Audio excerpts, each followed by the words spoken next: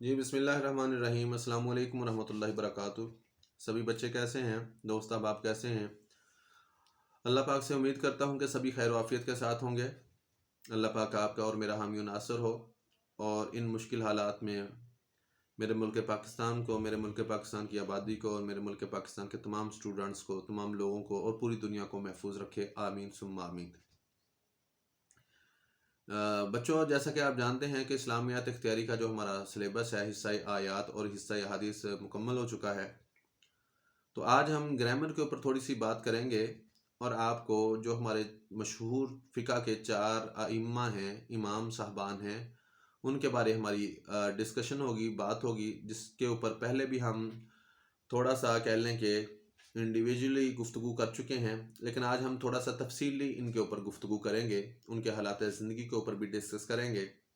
تو یہ چیزیں آپ کے نالج میں ایک مسلمان ہونے کے لحاظ سے بھی ضروری ہیں کہ آپ سیکھیں، اور ان 4 اماموں کے نقش قدم پہ چلیں، ان کی فقہ کو سمجھیں، ان کے مسائل کو پڑھیں، سیکھیں، اور سلیبس کے لحاظ سے آپ کے لیے سیکھنا اور اس کو یاد کرنا کہہ لیں کہ فرائض اور واجبات میں سے آ جاتا ہے۔ آپ یاد کریں گے تو آگے ڈیفینیٹلی آپ کے امتحانات میں آپ کو کامیابی ملے گی۔ سب سے پہلے آج جو ہم ڈسکس کریں گے وہ حضرت امام اعظم ابو حنیفہ، ان کے بارے ڈسکس کریں گے۔ امام اعظم ابو حنیفہ رحمۃ اللہ تعالی علیہ۔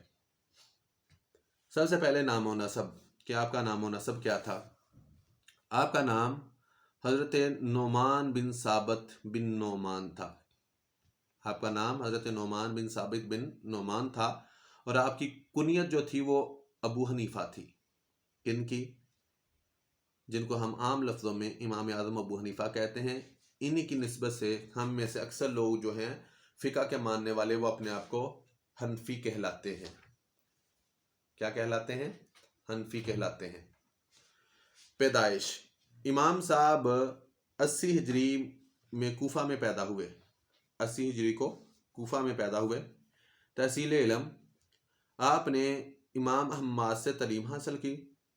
اس کے علاوہ آپ کے اساتذہ میں امام شعبی رحمۃ اللہ تعالی علیہ، سلیمان رحمۃ اللہ تعالی علیہ، سالم بن عبداللہ اور امام باقر جیسے جید لوگ شامل ہیں۔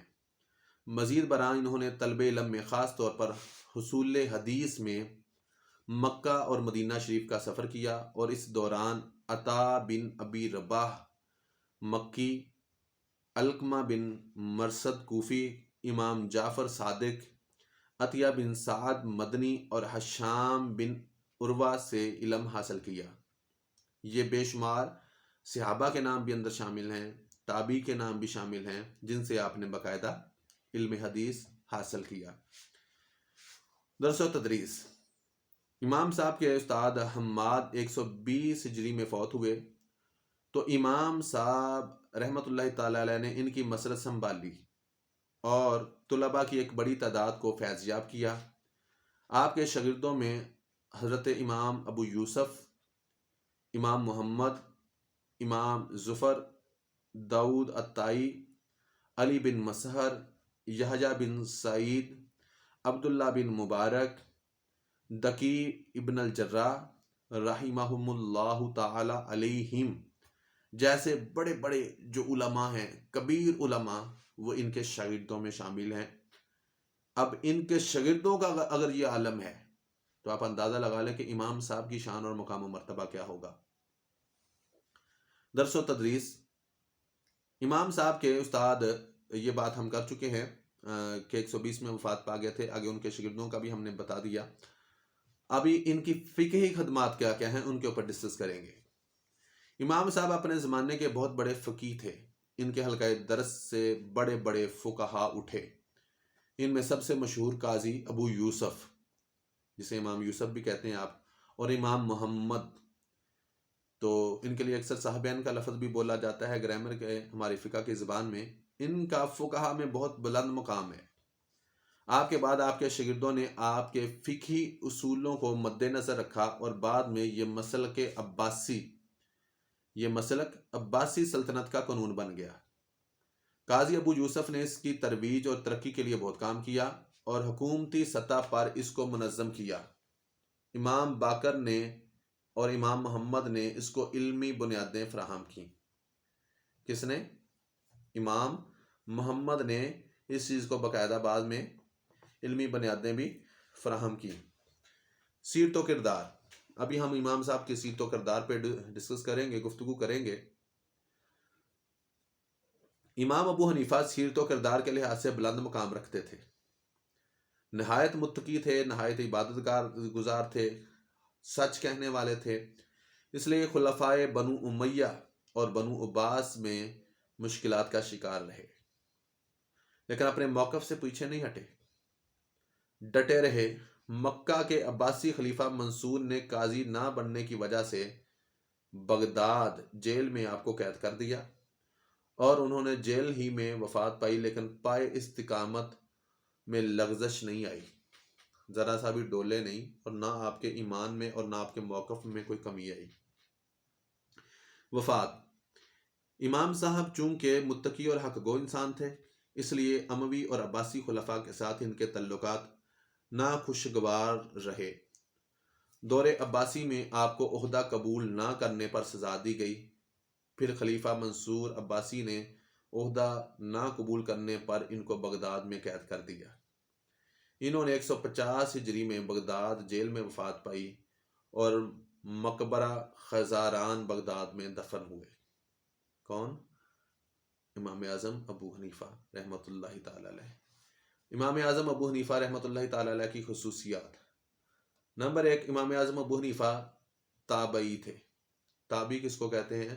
جس نے ایمان کی نظر سے کسی صحابی کو دیکھا، اس پر ایمان لایا اور تا دم مرگ اسی ایمان پر قائم رہا، وہ تابعی ہے۔ اور جس نے ایمان کی نظر سے محمد مصطفیٰ صلی اللہ علیہ وسلم کو دیکھا، دیدار کیا، زیارت کی، ایمان لے آیا اور مرتے دم تک اسی پہ قائم رہا، تو وہ صحابی۔ جس نے صحابی کو دیکھا اسی طریقے سیم الفاظ کے ساتھ، تو وہ تابعی ہے۔ تو آپ تابعی کا درجہ رکھتے تھے کیونکہ آپ نے صحابہ سے علم حاصل کیا۔ نمبر 2، آپ وقت کے عالم تھے، محدث تھے، فقی تھے، عابد تھے اور زاہد تھے۔ نمبر 3، محب اہل بیت تھے، اہل بیت سے محبت کرنے والے تھے۔ اس سلسلہ میں آپ کو بڑی تکلیفیں دی گئیں، بڑی اذیتیں دی گئیں، اور وقت کے حکومت کے جو ہاتھ تھے ان کے ہاتھوں سے آپ کو بڑی تکلیفیں پہنچائی گئیں۔ نمبر 4، امام مالک سے عمر میں آپ بڑے تھے، لیکن ان کے حلقہ درس میں شریک ہوئے، فن فقہ کے موجد تھے، فقہ کا جو فن ہے اس کے موجد تھے، بانی تھے۔ یہ نہ ہوتے تو آج فقہ کا علم نہ ہوتا۔ نمبر 5، دولت مند تھے لیکن دریا دل، یعنی کہ دولت پانی کی طرح لوگوں میں تقسیم کر دیتے۔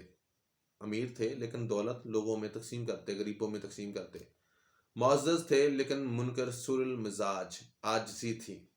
طاقتور تھے لیکن حق کے مقابلے میں طاقت نہیں دکھاتے تھے۔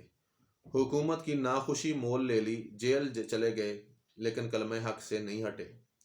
وہیں آپ کی جو روح ہے وہ قفس انصری سے پرواز کر گئی، تب آپ کو رہائی ملی، لیکن جب جان آپ نے جان آفرین کے سپرد کر دی۔ نمبر 6، تقریباً تمام اسلامی حکومتوں کا مذہب حنفی رہا۔ عالم اسلام کی غیر معمولی اکثریت حنفی ہے۔ فقہ حنفی کی اشاعت۔ فقہ حنفی اتنی پھیلی کہ یہ اسلامی دنیا کی اس وقت سب سے بڑی فقہ ہے۔ عراق، افغانستان، ہندوستان، پاکستان، ترکی، لیبیا، شام، البانیہ، ازبکستان اور تاجکستان، آذربائیجان اور دیگر آزاد روسی ریاستوں میں حنفی اکثریت میں کثرت سے لوگ پائے جاتے ہیں۔ مسلمانوں کی کل تعداد میں سے نصف سے زیادہ حنفی ہیں۔ فقہ حنفی کی خصوصیات کیا ہیں؟ نمبر 1، یہ انسانی عقل و فکر کے قریب تر ہے۔ نمبر 2، اس میں تغیر و تبدل کی بہت صلاحیت ہے۔ نمبر 3، اس کا فقہی لٹریچر سب سے بڑھ کر ہے۔ نمبر 4، ہر زمانے کے مسائل حل کرنے کی صلاحیت اندر موجود ہے۔ نمبر 5، اس میں اختلاف رائے کی آزادی بھی ہے۔ نمبر 6، اس میں وسعت اور پھیلاؤ بہت زیادہ ہے۔ نمبر 7، نصف سے زائد امت مسلمہ کی فقہ ہے۔ نمبر 8، بہت سے ممالک اور حکومتوں مثلا عباسی اور عثمانی ترکوں کے دور میں سرکاری فقہ رہی، اس لیے عملی فقہ کا بھی اسے نام دیا جاتا ہے۔ نمبر 9، اس میں مشاورت کا عنصر بدرجہ اتم موجود ہے۔ نمبر 10، اس میں قرآن و حدیث کے ساتھ ساتھ عقل کو بھی اہمیت دی گئی ہے، اور عقلی دلیلیں جو ہیں وہ بھی لوگوں کے سامنے پیش کی گئی ہیں۔ تو یہ حضرت امام اعظم ابو حنیفہ رحمۃ اللہ تعالی علیہ اور فقہ حنفی کے متعلق ہم نے گفتگو کی۔ یہاں تک اگر کسی بچے کا کوئی سوال ہے، کوئی بات ہے، تو آپ شاباش پوچھ سکتے ہیں۔ آپ ڈائریکٹلی بھی پوچھ سکتے ہیں اور گروپ میں بھی پوچھ سکتے ہیں۔ اللہ پاک مجھے اور آپ کو ان باتوں کو سیکھنے کی توفیق عطا فرمائے۔ کل کو انشاءاللہ ہم نیکسٹ اگلے امام صاحب امام مالک کی زندگی پہ گفتگو کریں گے۔ تب تک کے لیے آپ مجھے اجازت دیجیے گا۔ اپنا خیال رکھیے گا، اپنے گھر والوں کا خیال رکھیے گا۔ اللہ پاک آپ کا اور میرا حامی و ناصر ہو۔ آمین ثم آمین۔ السلام علیکم ورحمۃ اللہ وبرکاتہ۔